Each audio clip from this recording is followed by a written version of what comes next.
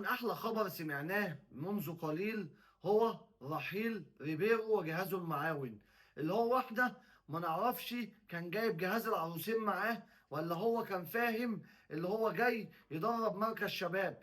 يا ريبيرو احنا قلناها ان مش اي حد يتحمل قيادة تيشيرت كبير او عظيم زي النادي الاهلي. كذلك الامر اللعيبه العاله واللي عملوه امبارح، واحنا بنلوم عليهم وبنقول اللي عملوا الجمهور امبارح ده اقل حاجه للعيبه العاقله وشويه الموظفين اللي كانوا بيلعبوا امبارح، لان مش دول استحاله لعيبه النادي الاهلي.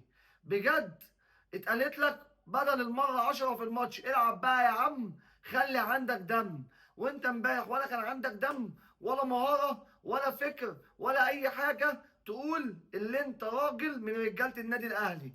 احنا بنقول اللي كانوا بيلعبوا امبارح شويه موظفين او عيال صغيره، مش هما اللي يشيلوا اسم النادي الاهلي. انت بتلاعب لا مؤاخذه مركز شباب الاسيوطي اللي هو اسمه بيراميدز دلوقتي، ده يا ابني ما خدش ربع بطولات العيل الصغير عندك. يعني شوف اقل عيل عندك كان بيلعب في الماتش امبارح عنده كام سنه، واخد اضعاف اللي واخداه بيراميدز، اللي هو من ساعه اما اتعمل في 2016 ما خدش الا كاس مصر وكاس افريقيا.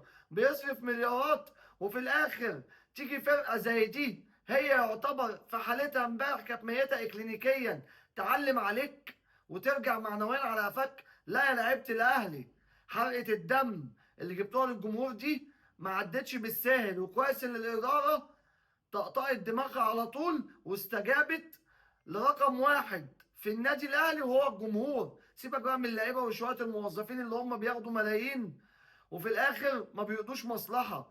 احنا جمهور النادي الاهلي رقم واحد في النادي الاهلي، والخطيب والاداره واي مجلس اداره جه عارف ان هو بدون جمهور النادي الاهلي ولا ليه اي قيمه. مع احترامي لاي حد شايف نفسه اللي هو كادر في النادي الاهلي، احنا ناس بنشجع بنقول لما ناخد اي جنيه بيتحرق دمنا نتفرج على المنظر الزباله ده امبارح. لعيبه الاهلي مش عارفه تمسك كوره، لعيبه الاهلي خايفه تخش تقطع الكوره، لعيبه الاهلي مش عارفه تعمل هجمه، لعيبه الاهلي مش عارفه تجيب جون في فرقه مهما كان اسمها ما تجيش جنبك حاجه. انت النادي الاهلي لو مش عارف يعني ايه تيشيرت النادي الاهلي يبقى انت ما تستحقش تقعد مهما كان اسمك، مهما كان انت نجم او ليك اسم عند النادي الاهلي. لو مش عارف متطلبات الجمهور والتيشيرت اللي انت لابسه ده انت لازم تعمل عشانه ايه، احنا بنقول لك جمهور الاهلي مش عايزينك مهما كان اسمك. سكة السلامة زي